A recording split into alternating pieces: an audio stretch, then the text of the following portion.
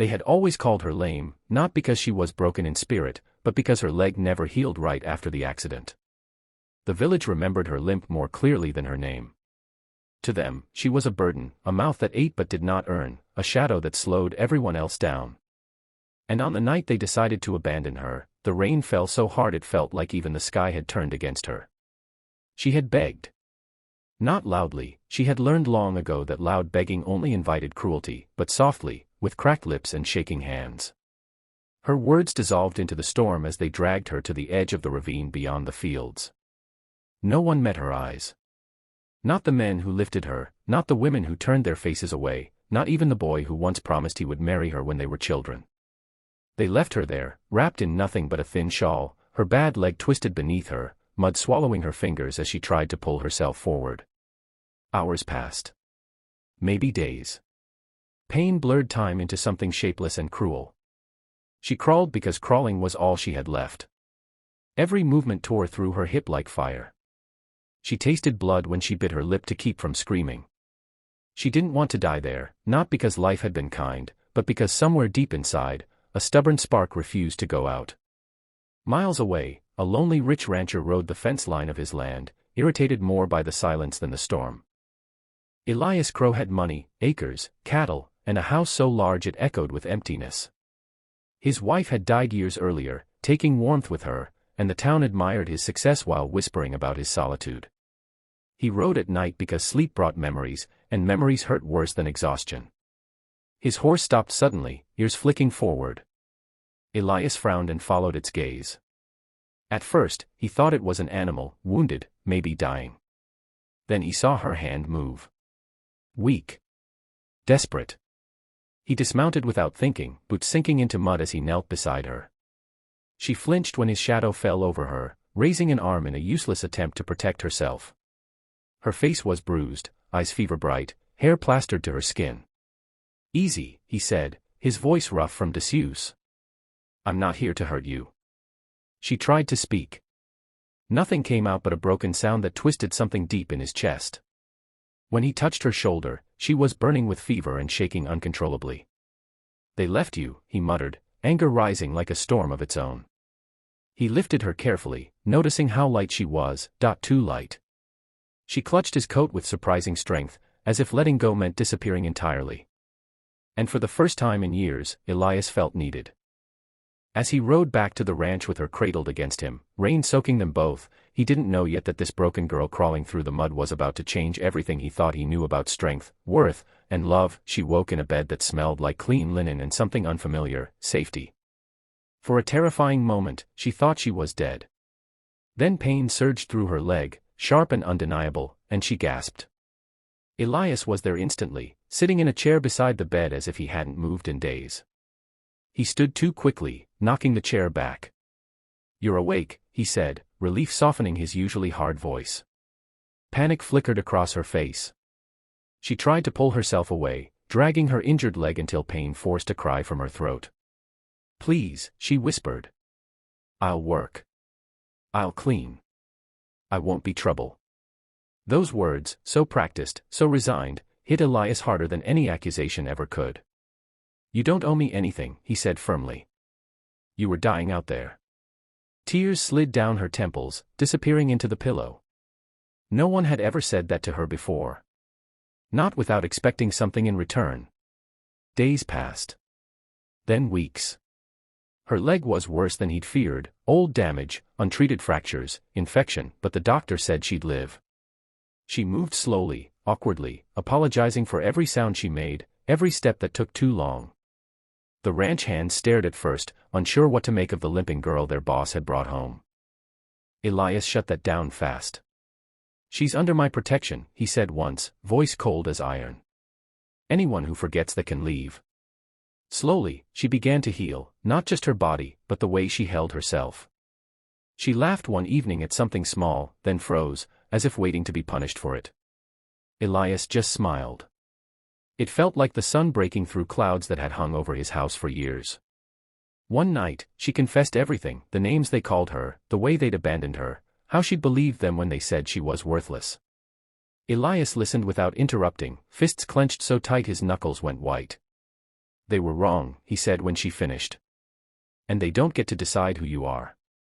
When the village came looking weeks later, suddenly repentant, suddenly polite, Elias stood on his porch with her beside him. She was still limping, still scarred, but she stood tall. She's not going anywhere, he said calmly. You already made your choice. As they rode away together afterward, not running but free, she realized something incredible: she hadn't just been saved. She had been seen. And Elias, the lonely rich rancher everyone pitied, finally understood that sometimes the people the world throws away are the ones who bring life back where it's been missing the longest. The trouble began quietly, like most dangerous things do. At first, it was just whispers carried on the wind. A ranch hand mentioning that riders had been seen near the eastern fence. A letter slipped under the gate with no name, only a few words scratched in rough ink: she belongs where she came from. Elias burned the letter in the fireplace without showing it to her. He told himself it was nothing, small-town bitterness, wounded pride. But he doubled the night patrols anyway, sleeping lighter than he had in years. She noticed, of course. She always noticed things now. Healing had sharpened her awareness. Strength was returning to her legs slowly, painfully, but it was returning. Some mornings she could walk the length of the porch without the cane. On others, she shook with pain and frustration, hating her body for betraying her again. Elias never rushed her. Never pitied her. He simply adjusted his pace to hers, and that quiet respect healed something far deeper than bone. One evening, she asked him a question that had been pressing on her chest for days. Why did you really save me? He froze, hands stilling over the coffee pot. For a long moment, he didn't answer. I told myself it was because I couldn't leave someone to die, he said finally. But that wasn't the whole truth. She waited. I was lonely, he admitted, voice low. And you were still fighting. Crawling. Refusing to disappear. I think I needed to see that more than I realized. Her eyes filled, not with shame this time, but something warmer. Something terrifying. That night, the riders came. They cut the power first. Darkness swallowed the house, broken only by moonlight and the restless stamping of horses. Elias was out of bed in seconds, rifle in hand, instincts sharp from a lifetime of guarding land and loss. Stay inside, he told her. She didn't argue, but she didn't hide either. She stood at the top of the stairs, heart pounding, gripping the banister as voices rose outside. Familiar voices. Voices she recognized. They're here for me, she whispered. Elias stepped onto the porch, lantern held high. The men stared back at him, men who had once laughed as she struggled to stand, who had turned away as she begged. You don't own her, one of them spat. She's a burden. Always was. Elias didn't raise his voice. He didn't need to. You abandoned her, he said calmly. Left her to die. You don't get to rewrite that now. They laughed. Ugly. Cruel. She's crippled, another said. She'll slow you down. That was when she stepped forward into the light. Her legs shook. Her hands trembled. But her voice was steady. I survived you, she said. And I won't crawl for you ever again. Silence fell like a dropped weapon. Elias felt it then, not just protectiveness, but pride. She wasn't standing because of him. She was standing because she chose to. The men left. Cowards always did when faced with strength they couldn't crush. Afterward, she broke down, not in fear, but in release. Elias held her as she cried, her tears soaking into his shirt, her fingers clutching him as if anchoring herself to the present. I thought I was nothing, she whispered. They made me believe it. You're still here, he said softly. That alone proves they were wrong. The morning after the riders came, the ranch felt different, like the land itself was holding its breath. Even the cattle were restless, lowing softly as if they sensed the tension stitched into the air. Elias stood at the kitchen window, coffee untouched, watching the horizon with a tightness in his chest he couldn't shake. She sat at the table behind him, wrapping her hands around a mug she barely drank from. Sleep had not come easily to either of them. Every creak of wood in the night had felt like a threat. Every shadow like a memory clawing its way back. I can leave, she said quietly. The words hit him harder than any accusation. He turned slowly. What? I don't want your life destroyed because of me, she continued, eyes lowered. They'll keep coming. I know how they are. If I go far enough away, they'll stop. Elias felt something raw and dangerous rise in him, not anger at her, but at the world that had taught her survival meant disappearance. You think I saved you just to let them scare you off? He asked. She flinched. I think I don't deserve this. That right there, was the wound that still hadn't healed. Elias crossed the room and knelt in front of her, forcing her to look at him. Listen to me, he said, voice steady but fierce. You don't get to decide your worth based on how cruel people treated you. They don't own that power. Tears spilled over, silent and unstoppable. I'm afraid, she whispered. So am I, he admitted. But fear isn't a reason to run. Later that day, pain flared in her leg worse than it had in weeks. The doctor's warning echoed cruelly in her mind, push too hard and you could lose progress permanently. But she pushed anyway, walking farther than she should, refusing help, trying to prove she wasn't the burden everyone said she was. That evening, Elias found her collapsed near the barn, breath coming in broken gasps. What were you thinking? He demanded, lifting her before she could protest. That I had to be strong, she sobbed against his chest. That if I wasn't, you'd regret saving me. He carried her inside, laid her gently on the bed, then did something he hadn't done since his wife died. He broke. I already lost someone because I couldn't protect her, he said hoarsely. Don't make me watch you destroy yourself trying to earn a place you already have. She stared at him, realization dawning.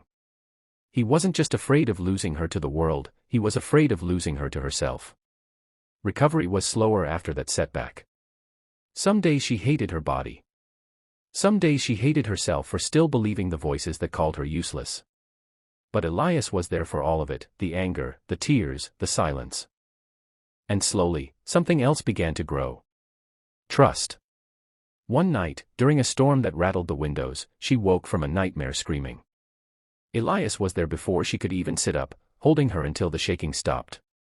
They left me again, she whispered, half asleep. No, he said softly, brushing her hair back. I'm right here. She realized then that leaving wouldn't save him.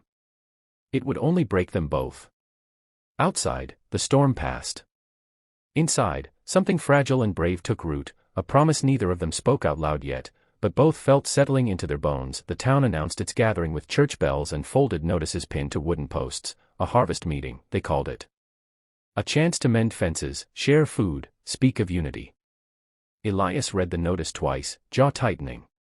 He knew what it really was. Guilt disguised as tradition. Curiosity pretending to be concern. She found the paper later, fingers shaking as she held it. They'll be there, she said. Yes, Elias replied. And so will we, if you want. The choice was hers. For the first time, truly hers. She didn't answer right away. That night, she lay awake listening to the familiar ache in her leg, the echo of old laughter still sharp in her memory. She remembered crawling through mud, being called lame, believing it. And she remembered standing on the porch under moonlight, refusing to bow. I don't want to hide anymore, she said at dawn. They arrived together. Whispers rippled through the crowd as soon as she was seen walking beside Elias, slowly, yes, with a cane, yes, but upright. Unashamed. Heads turned. Conversations died mid-sentence. Some faces paled. Others hardened. She felt every stare like a hand pressing into her scars, but she kept moving. The man who had once decided she wasn't worth saving stood near the center of the square. He laughed nervously when he saw her, as if this were some strange joke. You look better, he said. She stopped in front of him. The crowd leaned in without realizing it. You left me to die, she said clearly. Gasps. A few people looked away. I was sick, she continued. Injured. Afraid. And you called me useless. You called me lame. You abandoned me because I slowed you down. The men stammered. We didn't think. No, she interrupted. You didn't care. Elias stood beside her, silent but unmovable, a wall she no longer had to hide behind. I survived, she said, voice trembling but strong. Not because you showed mercy, but because someone else showed humanity. A murmur swept through the crowd. Shame is loud when it finally speaks. The council tried to smooth things over, offering apologies wrapped in excuses. Work. Shelter. Charity. She listened. Then shook her head. I don't want your pity, she said. I want you to remember what you're capable of, so you never do it again. That was harder to accept than forgiveness. They left the gathering before the bells rang again. Outside the town limits, she finally let out a breath she felt she'd been holding for years. Her knees buckled, not from weakness, but release. Elias caught her, steadying her as the wind moved through the fields like a quiet blessing. I was terrified, she admitted. But I didn't break. No, he said softly. You didn't. That night, as the ranch lights glowed against the dark, she realized something profound: the past had lost its grip. Not because it was erased, but because she had faced it and survived. The ranch was never louder than it was in peace. After the town gathering, something shifted, not just in her, but in the land itself. The air felt lighter. Mornings came softer. She still woke with pain in her leg some days, still leaned on her cane when the ache dug deep, but she no longer woke with dread. Pain was no longer proof of weakness. It was simply part of the body that had carried her this far. Elias watched her from the porch one morning as she crossed the yard alone, steady and unafraid. Not fast. Not perfect. But strong in a way that had nothing to do with speed. He realized then that saving her had never been the miracle. Choosing herself had been. You're walking farther every day, he said when she joined him. She smiled. I'm not running anymore. They worked side by side as seasons turned, her tending the garden, him teaching her the quiet language of the land. He never treated her as fragile, and she never pretended to be unbreakable. What grew between them wasn't born of rescue, but of respect. One evening, she found him in the old barn, standing beneath a beam marked with faint initials carved years ago, his wife's. He hadn't spoken of her often. Grief, she had learned, was something that didn't need noise to be heavy. I was afraid loving you would mean forgetting her, he said without looking at her. She stepped closer. And I was afraid loving you would mean becoming small again. They stood there, two people shaped by loss, choosing something new anyway. When he took her hand, there was no grand declaration. Just a quiet certainty. A promise made not in words, but in staying. The town changed slowly, if at all. Some people learned. Some didn't. But she no longer measured her worth by their understanding. She had land beneath her feet. A home behind her. A future she helped shape. On the anniversary of the night he found her, they rode to the edge of the ravine where she'd been left to die. The earth was calm now, grass bending gently in the wind. She looked down once, only once, then turned away. I'm done crawling, she said. Elias squeezed her hand. I know. As the sun dipped low, painting the sky in gold and fire, she understood something she'd never been taught. Strength isn't being unbroken. Strength is standing anyway.